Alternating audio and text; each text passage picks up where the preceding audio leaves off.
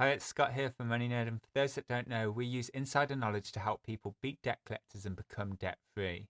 In this quick video, I'm going to show you how to deal with Creditlink Account Recovery Services, also known as C.A.R.S or C.A.R.S UK.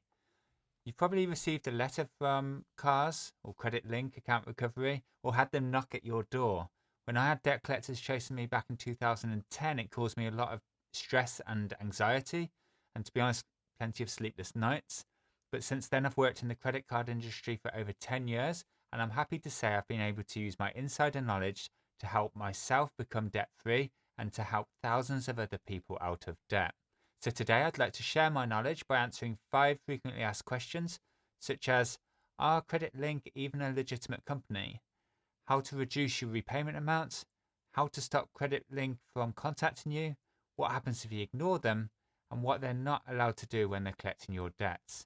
At the end of this video, I have a bonus tip on how you can write off some of your debt, so stick around to the end. Okay, question number 1. Are Creditlink account recovery services even legitimate? Well, if you've received a letter in the post, this is probably your first question. If you don't recognize the company name, it might be that they've purchased your debt, or they're a debt collector collecting on behalf of another company. I can confirm that Creditlink is a UK registered company, and whilst there are a bunch of scams out there when it comes to debt collectors, I'm afraid this is unlikely to be a scam. However, you should never pay unless you're certain that the debt is yours.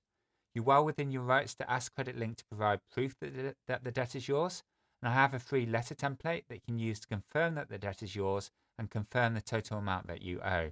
It's totally free, and I'll link that in the description below. Okay, question number 2.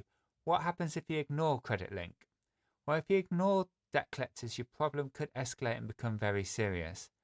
Creditlink Account Recovery Services does have the right to take court action against you, and if you were to ignore court letters, you could end up with a county court judgment, or what you might recognise as a CCJ. This can have a major impact on your credit score and your chances of borrowing money in the future. If you do get a CCJ and you still don't pay, this could ultimately result in bailiffs coming to your home to take your valuable items or even your car. There's a big difference between having a debt collector like Creditlink chasing you and having bailiffs coming to your home. I can't urge you enough, now's the time to take action on your debts while you still have lots of options available to you. So please don't ignore Creditlink, and we'll get to what you should do later in this video. Question number 3. What are the rules that Creditlink have to follow?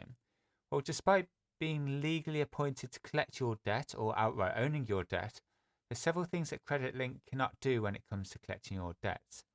Knowing what Creditlink can and can't do will make you feel a lot more comfortable and confident when dealing with them. So here's the things they're legally not allowed to do.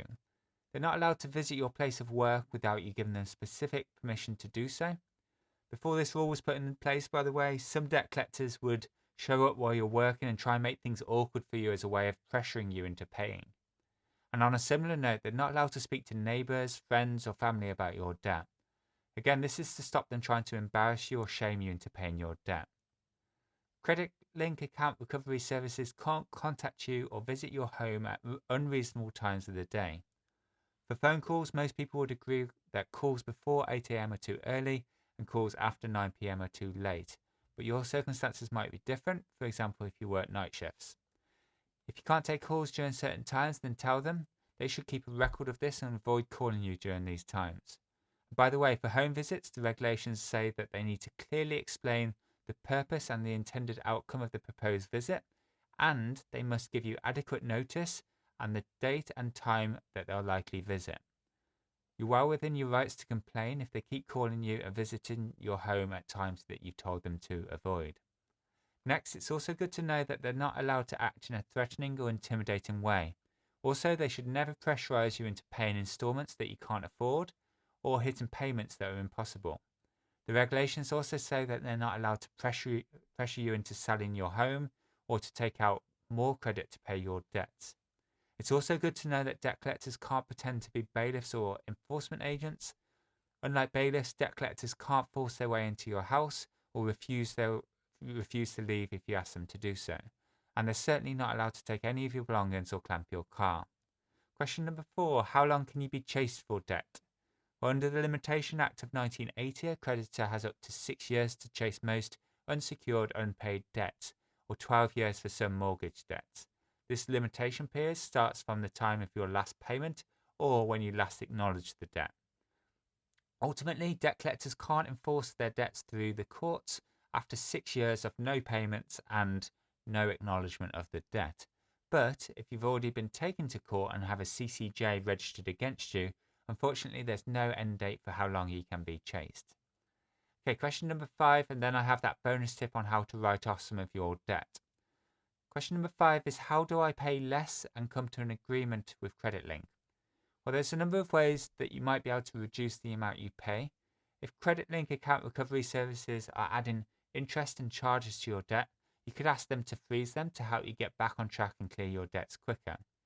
Debt collectors are more likely to reduce interest and charges if you can prove that you're in financial difficulties. I'd suggest you put together a budget showing your income and essential living costs so you can clearly demonstrate that you're in financial difficulties. You can also use the same budget to negotiate reduced payments. Again, for this you'll need to show why you can't afford higher repayments. So use that budget to write down your income and essential living costs so you can clearly demonstrate what you can afford. Sometimes debt collectors will only agree to reduce payments for a short period of time, and after that period they'll want an update on your situation. Other times they'll agree to much longer periods of time. All of this will totally depend on your individual circumstances and the nature of your debt. If you have the cash, you could make a full and final settlement offer. This is where you ask them if you can make a lump sum payment instead of the full balance. In return for that lump sum payment, some debt collectors will agree to write off the remainder of the debt. And as promised, here's my bonus tip on how you might be able to write off some of your debt. And it's not just with Creditlink, by the way. If you have debt collectors with other people, there's lots of ways you can significantly reduce your repayments and even write off some of your debt. During my career in the credit card industry, I discovered that there are 7 relatively unheard of debt solutions that are available in the UK. The industry doesn't really advertise these because most of them are either free or low cost. Now, unfortunately, these solutions are not available to everybody. You do need to be in very specific circumstances, but there's probably at least one of these 7 solutions that you do qualify for. You could either be paying less than you do already or maybe even write off some of your debt. To make it simple for you, I've created a free eligibility checker, which I'll show you now. It's just 5 simple questions and takes less than 30 seconds to do. It's questions like, what is the total amount of your debt? How many people do you owe money to? What country do you live in? Those types of questions, really simple questions. So click the link in the description, complete that calculator, and find out if you're eligible to reduce your repayments and write off some of your debt.